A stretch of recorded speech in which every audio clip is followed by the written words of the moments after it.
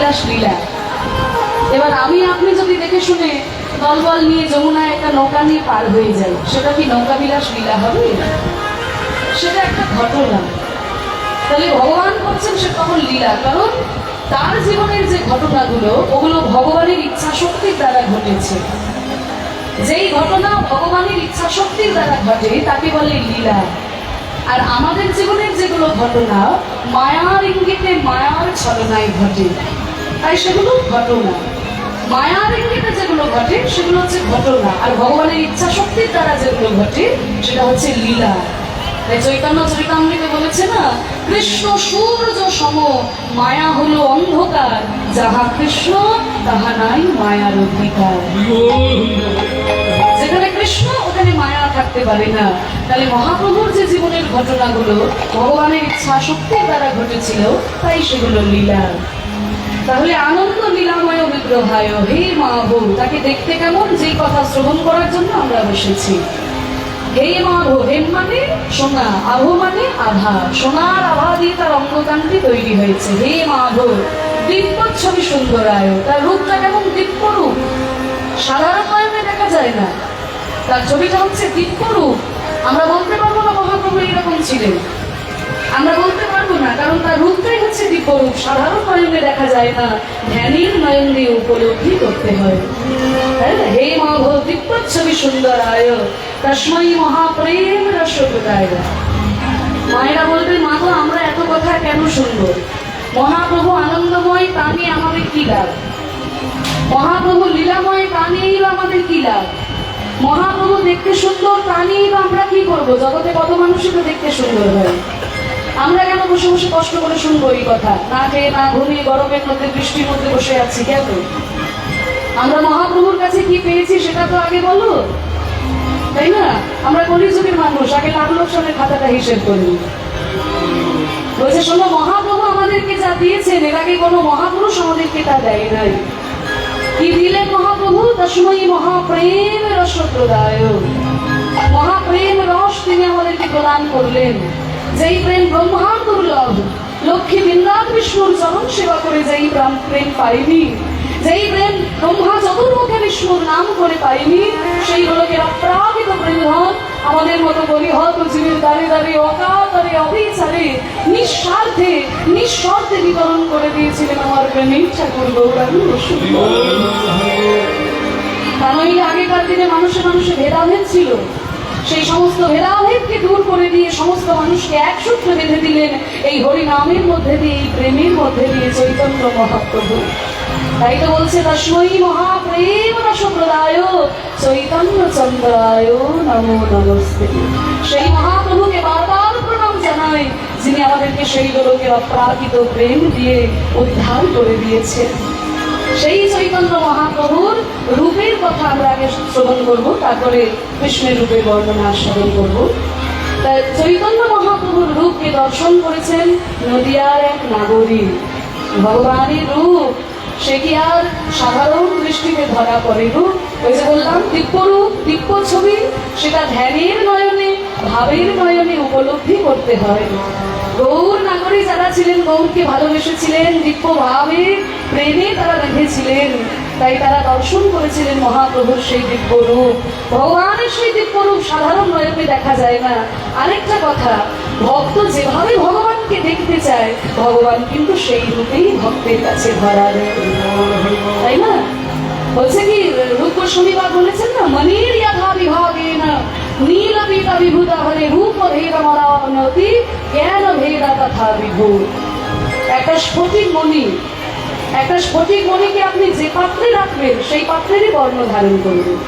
তাকে যদি সোনার পাত্রে রাখেন সোনার মতো দেখতে লাগবে, রূপোর পাত্রে রাখেন রূপোর মতো দেখতে লাগবে, তামার পাত্রে যদি রাখেন তামার মতো বর্ণ ধারণ করবে।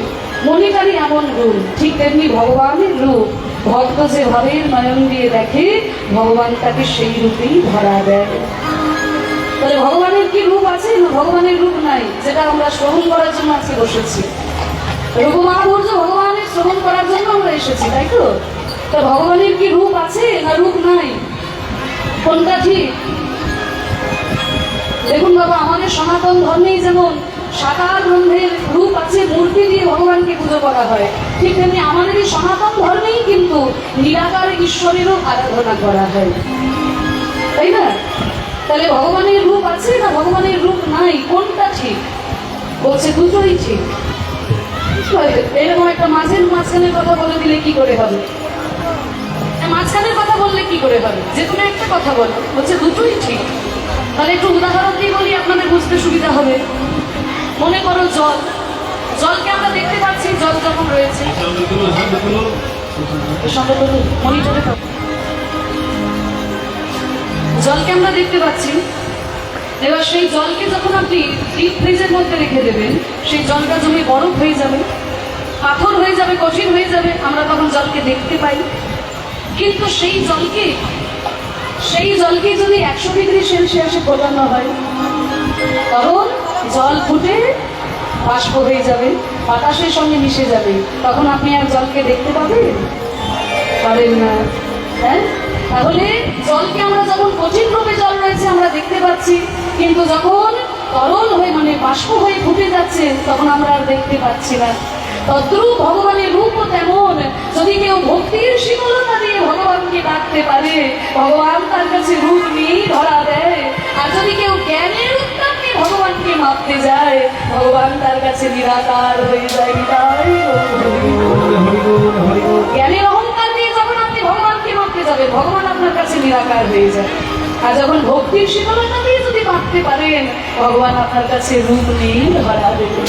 তাই তো আমাদের বাংলার কবি কত সুন্দর বলেছেন না, তুমি অরূপ স্বরূপ সগুণ নির্গুণ দয়াল ভয়াল হরি, আমি কি বা জানি, আমি কি বা বুঝি, আমি কেন ভেবে মরে, তুমি অরূপ স্বরূপ সগুণ নির্গুণ দয়াল ভয়াল হরি, আমি কি বা বুঝি, আমি কি বা জানি, আমি কেন ভেবে মরে।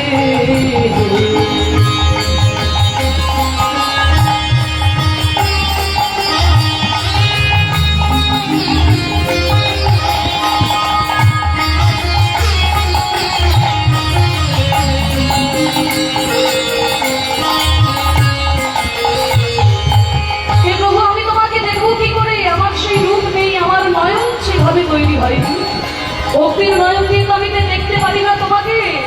তুমি কখনো অরূপ, কখনো স্বরূপ, কখনো সগুণ, কখনো নির্গুণ, কখনো দয়াল তো কখনো ভয়াল। আমি কিবা বুঝি, আমি কিবা জানি, আমি কেন ভেবে মরি। আমি তো কিছুই জানি না, ঠাকুর আমি কিছুই বুঝি না, আর আমার জানার মনে হয় দরকারও নেই। কি রূপে এসেছে কেমনে বাজানো, ভাবে জীবন কাটানো, কি রূপে এসেছে কেমনে বাজানো, ভাবে কেন জীবন কাটানো।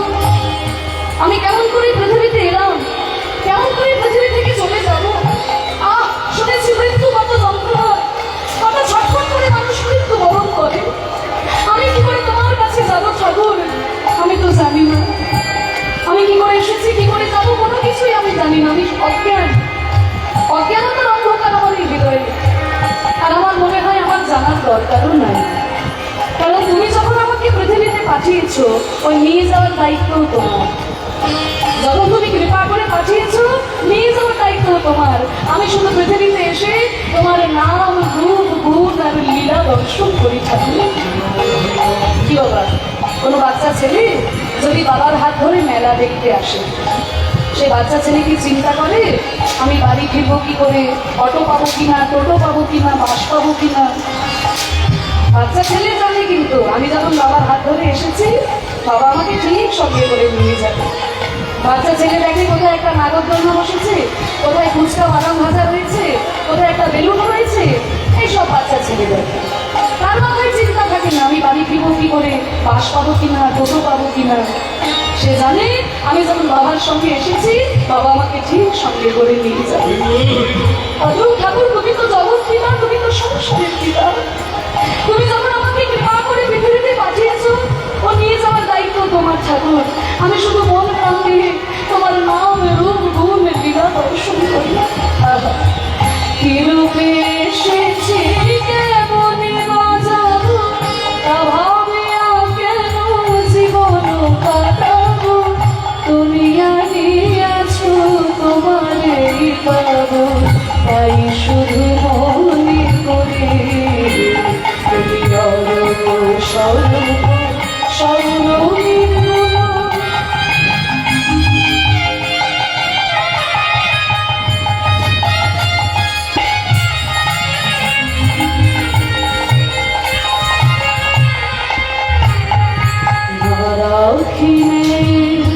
জটিল বড়তা বিচারে বিচারে পরে অসারতা, আমি জানি তুমি আমার দেবতা তাই আমি ধরে না রাখি নাই জটিল বালতা বিচারে বিচারে পারে অসারতা। ওই যে বললাম যখন আপনি জ্ঞানের উত্তাপ দিয়ে ভগবানকে মাপতে যাবেন, বিচার করতে বসবেন, তখন কিন্তু ভগবান আপনার কাছে আর ধরা দেবে না।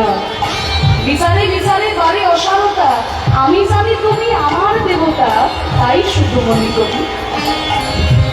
তাই বলে রাখি প্রাণ যাহা চাই, ডাকিতে ডাকিতে জীবন জুড়াই, তাই বলে রাখি প্রাণ যাহা চাই।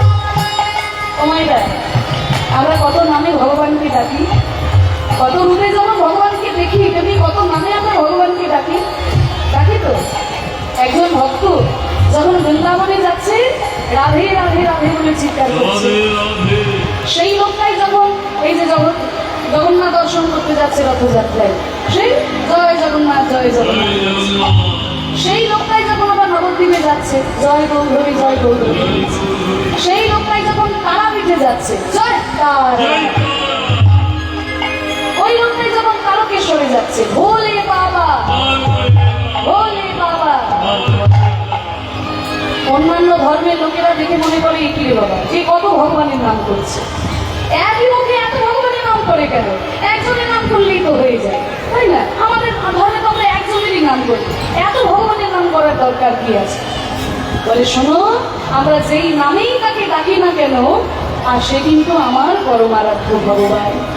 যেই রূপেই তাকে দেখি যেই নামেই তাকে ডাকি আমরা জানি আমাদের প্রার্থনাটা কিন্তু সেই পরম ব্রহ্মের কাছে।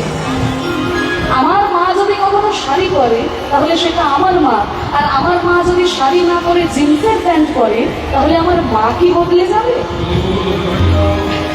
যদি আমার মা কখনো জিন্সের প্যান্ট পরবো বলে ভাবতেই পারে না, আমি উদাহরণ দেওয়ার জন্য বলছি, অনেকেই তো পরে, এখনকার মেয়েরা তো পরে কি করে, যেমন চুড়িদারও পরে শাড়িও পরে নানান রকম পোশাক পরে। তাই একটা বাচ্চা ছেলে তার মা যখন শাড়ি পরবে তখনই তার মায়ের কোলে উঠবে, আর শাড়ি না পরে যদি কখনো সালোয়ার কামিজ করে তাহলে মায়ের কোলে উঠবে না, বলবে না মা শাড়ি পরলে তবে উঠবো, বলে না। বাচ্চা ছেলে কিন্তু জানে যে আমার মা শাড়ি পরলেও আমার মা, চুড়িদার পরলেও আমার মা, যেই পোশাকই পরে না কেন আমার মা বদলায় না, শুধু পোশাকটা বদলায়। ঠিক তেমনি আমরা ভগবানকে যখন যে নামে ডাকতে ইচ্ছা হয় আমরা সেই নামেই ডাকি, যিনি কৃষ্ণ তিনি কালী তিনি জগন্নাথ, শুধু নামগুলো আলাদা, প্রার্থনাটা কিন্তু পরম ব্রহ্মের কাছে। এটা সবসময় মনে রাখতে হবে। তাই বলে ডাকি প্রাণ যাহা চায়, ডাকিতে ডাকিতে জীবন জুড়ায়, যখন যে রূপে প্রাণ ভরে যায়। যেই নামে তোমায় ডাকতে ইচ্ছা হয় সেই নামে ডাকি, আর যখন যে রূপে প্রাণ ভরে যায়, তোমাকে যে রূপে দেখি আমার মন ভরে যায় সেই রূপেই তোমাকে দেখি ঠাকুর। যখন যে রূপে প্রাণ ভরে যায় তাই দেখি প্রাণ ভরে,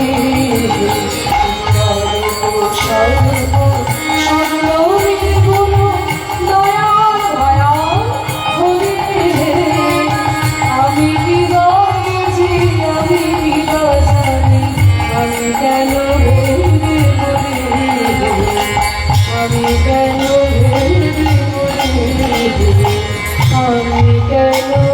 ভেবে মরে।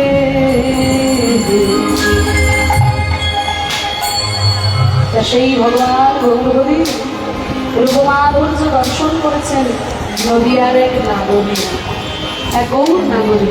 হরিবল নবদ্বীপে গৌর নাগরী কারা? তারা কিন্তু মানে মহাপ্রভুর সখী ছিলেন না, বান্ধবী ছিলেন না, মহাপ্রভুকে দূর থেকেই ভালোবাসতেন, কিন্তু সখীদের মধ্যে নিজেরা বান্ধবীদের মধ্যে মহাপ্রভুর কথা আলোচনা করতেন। তাদেরকে বলা হচ্ছে গৌর নাগরী। নদীয়ার একজন গৌর নাগরিক আরেকজন নাগরিককে দেখে বলছে, জানিস নাগরিক, কি দেখলাম আমার মহাপ্রভুর রূপ, সেই রূপের কথা আমি এক মুখে বলে বর্ণনা করতে পারি না। তাই নাকি? এত তোর মহাপ্রভুর রূপ? বলে হ্যাঁ, এত মহাপ্রভুর রূপ। তাহলে কি দেখলি আমাদের কাছে একটু খুলে বল, তোরা শুনতে চাস? বলে হ্যাঁ, শুনতে চাই। বলে শোন, তবে কি আমি দেখলাম? আমি দেখলাম মধুকর রঞ্জিত মালতী মণ্ডিত জিত ঘন কঞ্চিত কেশর। এটা কিন্তু সাউন্ড আমি একদম পাচ্ছি না দাদা, বড্ড প্রেশার লাগছে। না, ওইটা পাচ্ছি না, জানি তাই। বেশি রিভাব দিতে হবে না, একটু ভলিউমটা করো। বলছে কি মধুকর রঞ্জিত মালতী মণ্ডিত জিত ঘন কুঞ্চিত কেশর। মধুকর রঞ্জিত এটা কিন্তু পুরোটাই একটা সংস্কৃত পদ, একটা সমাসবদ্ধ পদ, পুরোটা একটাই শব্দ, এটাকে বলা হয় সমাসবদ্ধ পদ। তাহলে যেহেতু সংস্কৃত ভাষা উল্টো দিক থেকে বুঝতে হবে, তাহলে শেষে কি রয়েছে? কেশম। কেশম মানে কেশরাশি, কারণ মহাপ্রভুর কেশরাশির বর্ণনা দিচ্ছে। সেই কেশরাশিটা কেমন? কুঞ্চিত কেশম। কুঞ্চিত মানে কোকড়ানো, তাহলে মহাপ্রভুর কেশরাশিটা কেমন? কোকড়ানো চুল। সেই কুঞ্চিত কেশম আবার কেমন? না জিত ঘন। জিত মানে জয় করেছে, ঘন মানে মেঘ। এই যে বর্ষাকালের ঘন কালো মেঘ, সেই ঘন কালো মেঘের বর্ণকেও জয় করেছে মহাপ্রভুর ওই কুঞ্চিত কালো কেশ। সেই এটা ঠিক করি, জানি তাই তাই ভেসে গেছে। সংখ্যা দান করি, ভলিউমটা দিই, জানি তাই তাই জয় গৌর। হ্যাঁ, তাহলে সেই জিত ঘন কেশমটা আবার কেমন? না মালতী মণ্ডিত, মালতী ফুলের মালা দিয়ে ঝুঁটি বাঁধা রয়েছে। মালতী মণ্ডিত সেটা আবার কেমন? না মধুকর রঞ্জিত, মানে মালতী ফুলের উপরে এমন ভাবে মধুকর এসে বসেছে যে মালতী ফুলের মালা নয়, দেখে মনে হচ্ছে যেন মধুকরেরই মালা তৈরি করা আছে। এবার বুঝতে পারলেন, মধুকর রঞ্জিত মানে মধুকর এসে বসেছে, ঘিরে বসেছে। মালতী মণ্ডিত, মালতী ফুলের মালা দিয়ে ঝুঁটি বাঁধা রয়েছে। জিত ঘন মানে ওপরের যে কেশরাশিটা সেটা সামনের দিকে নিয়ে ওপরে ঝুঁটি বাঁধা রয়েছে, আর বাকি চুলগুলো পিছন দিকে ছাড়া আছে, ঢেউ খেলানো। সেগুলো কেমন? জিত ঘন, বর্ষাকালে ঘন কালো মেঘের বর্ণকে জয় করেছে কুঞ্চিত কেশর। তাহলে কেশরাশির বর্ণনা দিলাম, তার নিচে কি রয়েছে জানিস? কি রয়েছে সখী?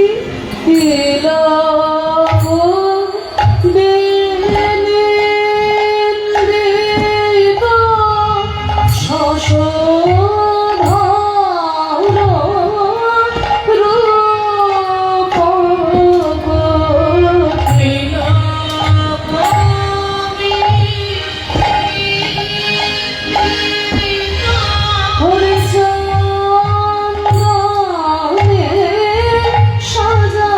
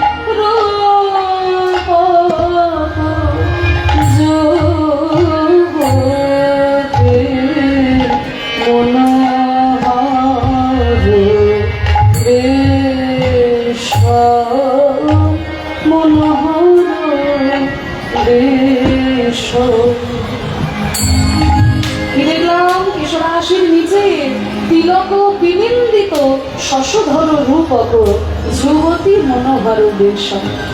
ও মায়েরা, মহাপ্রভুর যে কপালের তিলক রয়েছে না, সেই কপালের তিলকটা আকাশের চাঁদকে ডেকে নিন্দা করছে। মহাপ্রভুর কপালের তিলক আকাশের চাঁদকে ডেকে নিন্দা করছে। মায়েরা, তোমরা বলবে তিলক রয়েছে মহাপ্রভুর কপালে আর চাঁদ রয়েছে আকাশে, তো চাঁদকে কেন তিলক শুধু শুধু ডেকে নিন্দা করবে? কোনো একটা কারণ থাকা দরকার। কেউ কাউকে নিন্দা করলে কারণ একটা কারণ থাকা দরকার। আরে বাবা, চাঁদ রয়েছে আকাশে, তিলক রয়েছে কপালে, কেন শুধু শুধু নিন্দা করবে চাঁদকে? বলে নিন্দা করার কারণ আছে। ও মায়েরা, আকাশের যে চাঁদ ওটাও একটা চাঁদ, আর ওইদিকে তাকিয়ে দেখো গৌর হরির যে বদন, সেই বদনটাও একটা চাঁদ। মহাপ্রভুর বদনটা একটা চাঁদের মতো। তো দেখো ওই আকাশের চাঁদে কালো কালো দাগ আমরা দেখতে পাই। আকাশের চাঁদে যে দাগ, সেই দাগ পরে চাঁদ হয়ে গেল কলঙ্কিত। আর মহাপ্রভুর বদন চাঁদে এই তিলকের দাগ পড়েছে। এটাও তো দাগ, তিলকের দাগটাও দাগ, কিন্তু তিলকের দাগ পরে মহাপ্রভুর বদন চাঁদটা হয়ে গেল অলঙ্কৃত। তাহলে একটা চাঁদে দাগ পরে চাঁদ হলো কলঙ্কিত, আরেকটা চাঁদে দাগ পরে চাঁদ হলো কলঙ্কিত, মানে অলঙ্কৃত। তাহলে লোকে কি দেখবে? ওই আকাশের কলঙ্কিত চাঁদ দেখবে, নাকি মহাপ্রভুর মুখমণ্ডলের অলঙ্কৃত চাঁদ দেখবে? আর কেউ আকাশের চাঁদের দিকে তাকাচ্ছে না রে সখী, ওই মহাপ্রভুর বদন চাঁদের দিকে তাকিয়ে আর কেউ আকাশের চাঁদের দিকে তাকাচ্ছে না। তাই তিলক ডেকে নিন্দা করে বলছে, ওরে চাঁদ, তোর গায়ে দাগ পরে তুই হলি কলঙ্কিত, আর আমার দাগে মহাপ্রভুর বদন হলো অলঙ্কৃত। তাই তোকে কেউ দেখবে না, আমার মহাপ্রভুর বদন চাঁদ সবাই দেখবে। তিলক বিনিন্দিত শশধর রূপক, সেই রূপটা কেমন?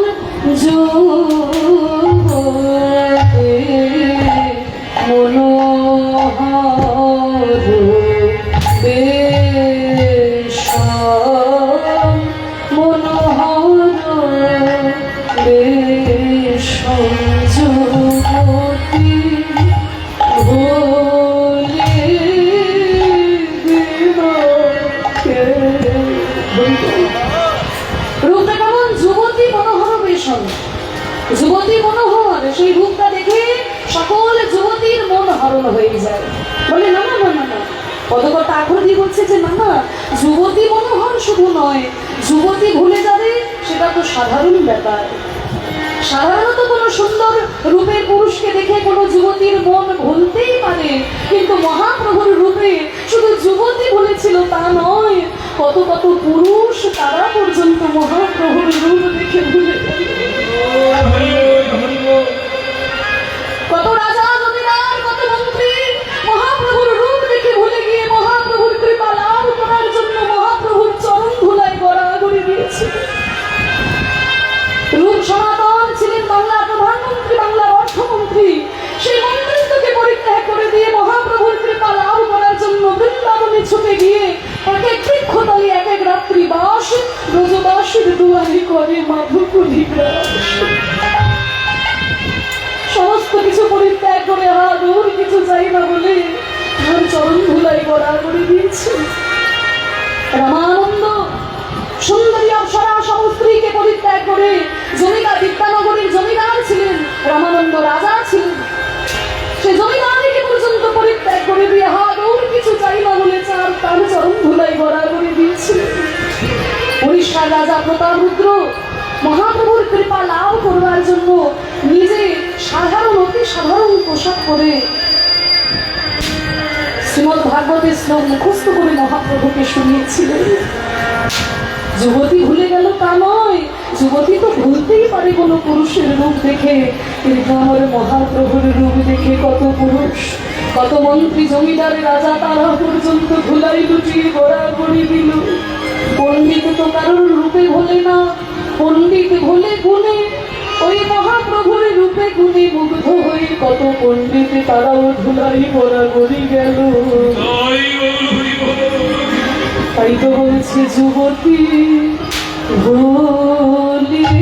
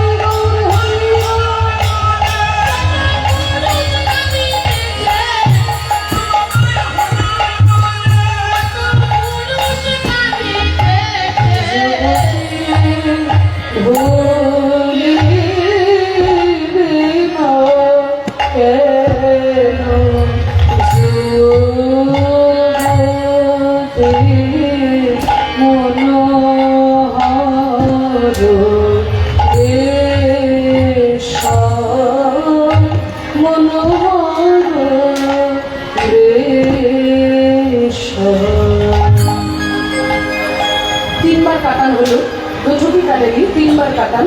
হ্যাঁ, তিনবার কাটানোর পরে এখানে শেষ হলো।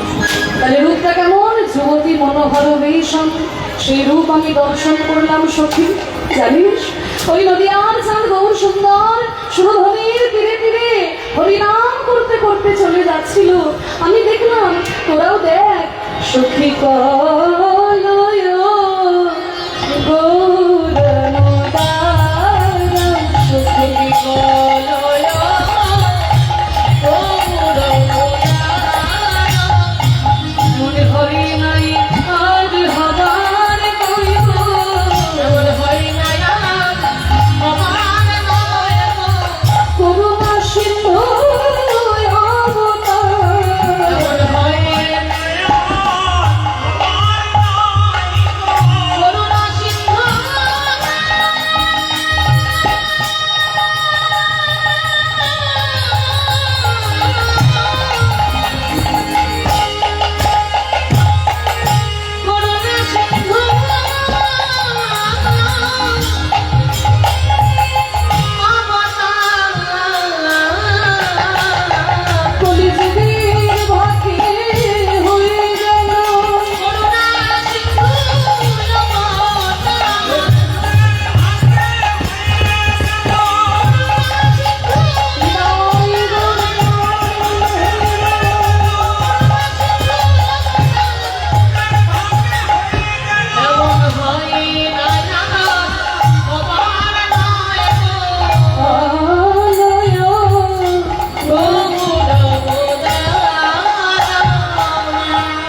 বলছে কলয়, কলয় মানে দেখো, কাকে দেখবে?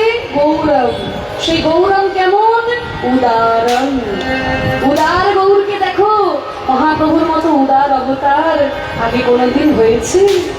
যে যে যে সেধে হরিনাম ওই হত জীবের দাঁড়িয়ে দাঁড়িয়ে বিতরণ করে দিয়েছিলেন। আগেকার দিনে মনে করা হতো কি, যা কিছু শাস্ত্রীয় সম্পদ, যা কিছু ভালো জিনিস সব বামন আর কায়েকদের জন্য, বাকি সবাই অমানুষের জন্য।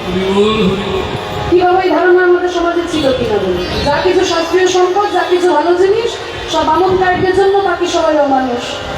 কিন্তু এই ধারণাটা আমার চৈতন্য মহাপ্রভু ভেঙে দিলেন যে না, হরি নামে কোনো ভেদাভেদ নাই, কৃষ্ণ নামে কোনো ভেদাভেদ